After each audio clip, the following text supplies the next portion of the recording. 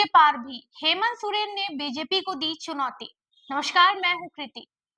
झारखंड विधानसभा चुनाव के पहले चरण में अब कुछ ही दिन बचे हैं और सियासी गर्मी बढ़ती जा रही है।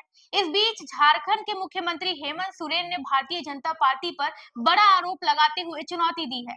हाल ही में एक घटना के बाद जहां उनका हेलीकॉप्टर रोकने की बात सामने आई, हेमंत सोरेन ने एक्स पर बीजेपी पर निशाना साधा। उन्होंने कहा, बीजेपी चाहती है कि मैं झारखंड के अपने करोड़ों लोगों के बीच ना रह पाऊं, इसलिए वे झूठे आरोप लगाकर मुझे जेल भेज सकते हैं, मेरे हेलीकॉप्टर को रुकवा सकते हैं, लेकिन लोगों के दिल से उनके बेटे और भाई को कैसे रोक सकेंगे।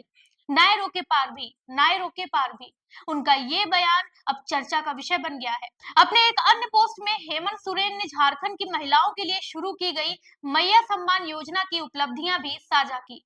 उन्होंने कहा कि इस योजना को शुरू हुए 90 दिन हो गए हैं और अब तक 57 लाख से अधिक बहनों के खातों में सम्मान राशि की 3 किश्तें पहुंचाई जा चुकी हैं। जिन बहनों के आवेदन में कोई त्रुटियां थी, उन्हें भी ठीक करके राशि भेजने का काम किया जा रहा है। इस योजना के पहले 48 लाख का लक्ष्य 3 सप्ताह में ही पूरा कर लिया गया है, जो कि अपने आप में एक बड़ा रिकॉर्ड है। मुख्यमंत्री ने बताया कि झारखंड की 18 से 50 वर्ष तक की सभी महिलाएं मैया सम्मान योजना का लाभ उठा सकती हैं। एक बार इस योजना में जुड़ने के बाद महिलाओं को 50 वर्ष की उम्र तक लगातार सम्मान राशि मिलती रहेगी। इसके बाद 50 की उम्र में वे स्वतः हमारी क्रांतिकारी सर्वजन पेंशन योजना में शामिल हो जाएंगी, जो उनके जीवन भर के लिए पेंशन उपलब्ध कराएगी। मुख्यमंत्री हेमंत सोरेन ने चुनाव से पहले एक और महत्वपूर्ण घोषणा की।